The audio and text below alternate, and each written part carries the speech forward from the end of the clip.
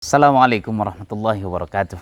Innal hamdalillah, salatu wassalamu ala Rasulillah, la haula wala quwata illa billah. Allahumma shalli ala sayidina Muhammad wa ala alihi wa ashabihi ajmain, amma ba'du. Kawan-kawanku di penjuru dunia, apa kabar? Semoga Allah senantiasa melimpahkan kesehatan, sehat walafiat serta kelapangan kepada kita dan mampu menjalankan ibadah di bulan suci Ramadan ini dengan baik. Amin ya Allah ya rabbal alamin. Renungan menjelang senja hari ini saya ingin mengupas sedikit dari tulisan di Hikmah Republika, Harga Sebuah Kedengkian. Itu ditulis tanggal 15 Januari 2021. Pada episode yang lalu saya sudah kupas sedikit tentang harga sebuah keangkuhan, harga sebuah keserakahan. Jadi bisa ditonton kembali di YouTube saya di Hasan Basri Tanjung.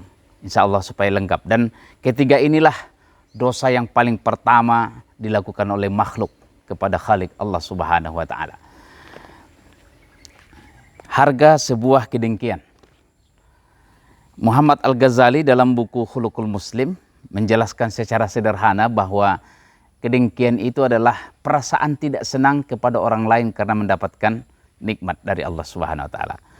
Saya menyederhanakannya, senang melihat orang lain susah dan susah melihat orang lain senang. Jadi kalau adalah sifat itu, rasa itu di hati kita, berarti udah dengki lah kita. Jadi kalau ada kawan kita, saudara kita, tetangga kita yang dapat nikmat karunia, terus kita senang kalau dia susah dan susah kita melihat dia senang. Kita susah melihat dia dapat karunia, berarti udah dengki lah kita. Berarti sudah masuk di sini. Dan ini berbahaya. Dan ini sumber kehancuran.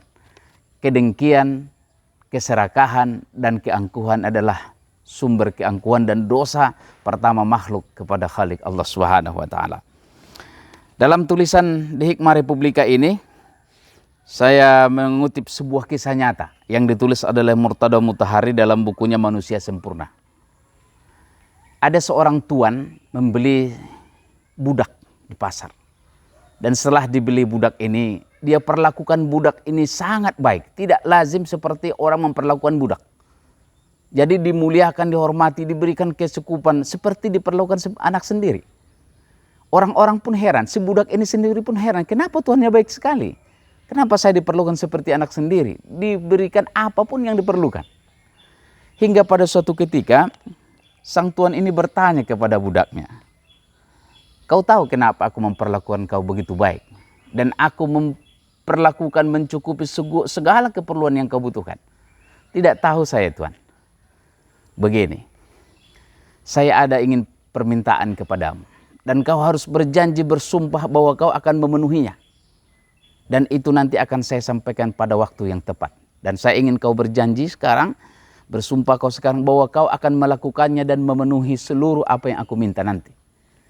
Si budak ini pun mulai heran, apanya nih? Tapi karena dia seorang budak, dia patuh kepada tuannya. Dan dia berkata, "Tuan, aku ini budakmu. Dan kau sudah memperlakukan aku dengan sangat baik. Maka apapun keperluanmu, apapun yang kau inginkan dariku, aku berjanji akan memenuhinya. Aku berjanji akan memenuhinya." Baik. Maka hari yang dinanti pun tiba. Pada suatu malam, di hening yang sekali tidak ada orang. Setelah tengah malam, si tuan membangunkan budaknya. Dan diajak keluar dan naik ke genteng ke atap rumahnya. Si budak ini pun heran, ini mau ngapain? Setelah sampai di atap rumahnya, mereka bergeser ke atap rumah tetangganya.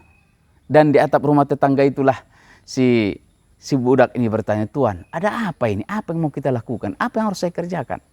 "Begini, tetanggaku ini adalah sainganku sejak lama. Lama sekali kami bersaing dalam berbagai hal. Dan dalam setiap usaha, dia selalu lebih maju dariku. Dan aku sakit hati. Dan aku tidak suka kepadanya. Dan aku lebih baik mati daripada dia melihat dia setiap hari. Oleh karenanya, aku minta pada kau, bunuh aku di atas atap rumahnya. Supaya nanti semua orang akan menduga bahwa dia yang membunuh aku. Dan dia akan dipenjara seumur hidupnya." Itu si budak geleng kepala dia. Memang Tuan bodoh sekali. Pantaslah Tuan untuk mendapatkan ini. Tapi karena dia bilang, "Aku sudah diperlakukan baik. Bagaimana mungkin aku, Tuan, memperlakukan Tuan macam ini, membunuhnya?" Tahu sudah berjanji kepada aku, kau harus lakukan. Mau tidak mau. Dan terakhir tuannya bilang, saya sudah bawakan uang yang banyak dalam bungkusan itu. Setelah ini kau bunuh aku dan kau pergi bawalah bungkusan itu dan jangan pernah kembali lagi selamanya. Jangan pernah kembali lagi ke rumah ini selamanya. Baik tuan. Maka dengan terpaksa dia pun membunuh tuannya. Dan tuannya mati di atas rumah tetangganya. Dan dia pun pergi membawa bungkusan uang yang banyak. Dan dia pun pergi jauh dan tak pernah kembali. Esok harinya orang-orang pada gempar. Kenapa ada jenazah mati di atas? Siapa itu? Setelah didatangkan aparat keamanan, dilihat itu adalah yang punya rumah. Dan tidak ada yang bisa diduga siapa yang membunuhnya karena tidak ada saksi. Maka tuntutannya adalah yang punya rumah itulah yang dianggap membunuh si tuan ini. Dan dia pun ditangkap dan dia pun penjara seumur hidup. Tapi semua orang yang hadir tidak ada yang percaya. Masa dia membunuh orang di atas rumahnya sendiri. Tapi karena tidak ada saksi ditetapkanlah dia sebagai tersangka dan dipenjara seumur hidup. Hingga suatu ketika datanglah si budak ini karena merasa tetap ada salah. Dan dia pun mendatangi pihak keamanan dan mengaku bahwa dialah yang membunuh tuannya. Tapi karena kejujuran itu, dia pun dibebaskan dari tuntutan dan si tetangganya pun dibebaskan dari penjara. Kawan-kawanku di penjuru dunia, ini kisah inspiratif bagi kita. Apa sebenarnya? Itu karena kedengkian.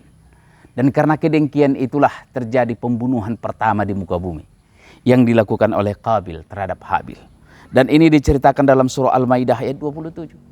Ketika kurbannya Qabil ditolak Allah karena dia memberikan yang buruk. Dan kurbannya Habil diterima Allah karena diberikan yang terbaik. Dan pasangan yang dibuat si Qabil itu tidak cantik, yang cantik buat adiknya Habil, maka dia membunuh adiknya. Dan inilah pertumpahan darah pertama di muka bumi. Dan inilah buah dari harga dari sebuah kedengkian. Oleh karena itu, Rasulullah SAW berpesan kepada kita, Iyyakum wal hasad. Jagalah diri kalian dari hasad, dari iri hati. Fa innal hasada ya'kulul hasanat. Karena kedengkian, iri hati itu akan menghapus, menutupi, menghancurkan, memakan semua kebaikan-kebaikan. Kama ta'kulun narul hatab, sebagaimana api membakar kayu. Jadi tinggal arang. Jadi sehebat apapun, sebanyak apapun ibadah yang kita lakukan kepada Allah. Solat malam, tahajud, kita berpuasa seperti sekarang ini. Tapi kalau hasad telah menggerogoti hati kita, maka hancurlah semua amal kebajikan yang kita lakukan. Oleh karena itu berdoa kita selalu kepada Allah. Rabbana ighfir lana dzunubana wa li ikhwanina alladziina sabaquna bil iman wa la taj'al fi qulubina ghillan lil ladzina amanu rabbana innaka ghafurur rahim. Ya Allah, jangan pernah kau biarkan ada kedengkian di hati kami kepada saudara-saudara kami, kepada keluarga kami, tidak. Karena kedengkian akan menghancurkan kehidupan kita. Ayah, anak ribut. Harta warisan yang sedemikian juga bisa menjadikan pertengkaran. Antara tetangga pun bisa ribut karena hasad dan dengki. Maka siapapun yang ada kedengkian dalam hatinya, maka akan hancurlah kehidupannya. Insya Allah Ramadan ini, puasa yang kita lakukan, ibadah justru harus mengkikislah semua kedengkian, hasad yang ada dalam diri kita. Sehingga kita tetap bersih, insya Allah, ke hadapan Allah Subhanahu Wa Taala. Semoga bermanfaat. Hadanallahu yakum ajma'in. Wabillahi taufiq wal hidayah. Assalamualaikum warahmatullahi wabarakatuh. Horas.